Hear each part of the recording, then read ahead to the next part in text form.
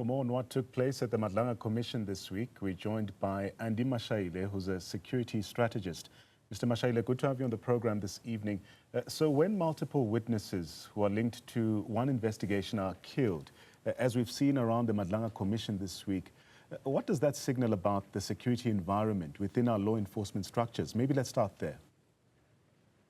Danta, good evening to you and to the production team. What we are supposed to learn from these occurrences is that, number one, those who formed part and parcel of the syndicate of corruption and criminality have began to run on panic mode. And that led to point number 3. That leads us, you and I, to conclude, based on what we are seeing, that security measures need to be upped so that the people could should not be killed and should not kill themselves. Therefore, taking the mickey out of the investigation. We have a responsibility, we meaning South Africans and those in authority. We have the responsibility to make sure that life and limb is safe of all the respondents, so that they can continue to tell us what has been happening. Talking about the missing stones, one of those things that we have had allegedly as zircon, some kind of a mineral called zircon, disappearing from somewhere in Boisens. Allegations up to this far, that loot costing around 300 million. So if you were to look at the municipal police services, the absence of critical registration documents suggests one thing: systemic weaknesses which are easy to be exploited by the criminal syndicates. You also look across the country, look across the province, you look at the EMPD, Ekurhuleni Metro Police Department. In terms of the last few years, these issues that we are seeing happening at Ekurhuleni, you might have picked up that these truck hijackings also happened big time with EMPD. So we have a serious problem that we have to look at, and I'm happy that the president says everyone of the senior officials must be vetted. I would advise the president and those who are looking at these investigations, vet everyone in the South African police services, as well as your municipal police services. Those lifestyle audits must be accompanied by a high flyer program. So from a strategic security perspective, Mr. Mashaile, how significant is the timing of some of these deaths? I mean, suspects being linked or rather killed just days before a meeting IPID, and a witness murdered after testifying as well. Is this a coincidence, or does it point to organized obstruction here? I agree with you. Organized obstruction, also speaking strategic incompetence by those who are witnesses themselves. And what we mean by strategic incompetence, you need to do your 360 security assessment, looking at threat risk assessment, and say, I am appealing for protection myself as well as my family, because I have been mentioned at the commission and therefore request protection.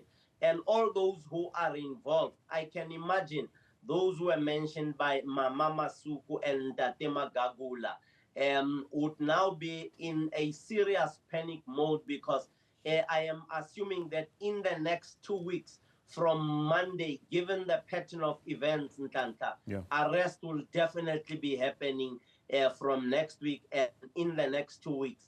So people have started panicking because some of them do not know that what is it that's going to be said by those who might be arrested. So you and I can sit comfortably looking at the picture of the investigation, and also the prosecutors who had to enroll the cases, as we had Ntate Magagula saying, the prosecutors, some of them strategically disrupted the process of investigation to court for prosecution. So we are looking at the situation, Tanta, where the element of strategic security should revert to zero trust. Zero trust meaning all those who are involved in the processes should not relax and say they are secure, right, including those who are leading the commission on our behalf, and all those who are coordinating the processes of the commission. We remember we are now at the stage whereby you are getting to the kingpins, the masterminds behind the crimes that have been put forward by those who have been giving testimony, accidentally revealing names and other parts of the syndicate, like those who were offering witness F the guns, running those military shotguns, running them on the black market. Those individuals would not want to be exposed, Ntanta, therefore endangering the life and increasing the threat, as well as on the risk, safety and risk matrix. You will pick up that the risk will be higher, and some people might be killed, or they might kill themselves as a result of the pressure and threat that's coming through as we are observing the going-ons of the commission now. With that said, IPID investigator Nomsama Sugu has testified that she feared for witness D's life and even kept statements, or rather secret, to try and protect him. What does this then tell us about the level of infiltration or compromise within investigative bodies? Ntantla, what really injects stress into my analysis, given witness D, the commission came out very clear that the man was offered witness protection and the man refused.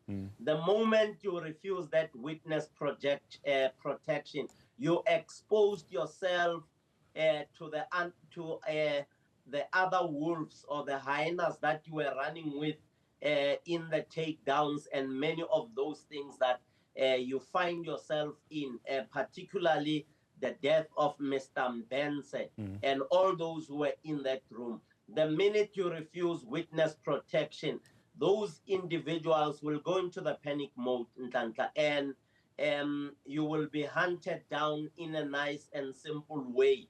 As we have picked up from SAPS that Viandre Pretorius was a person of interest in the murder of witness D, suggesting to you and I that the people, the syndicate, has started eating on itself or imploding on itself.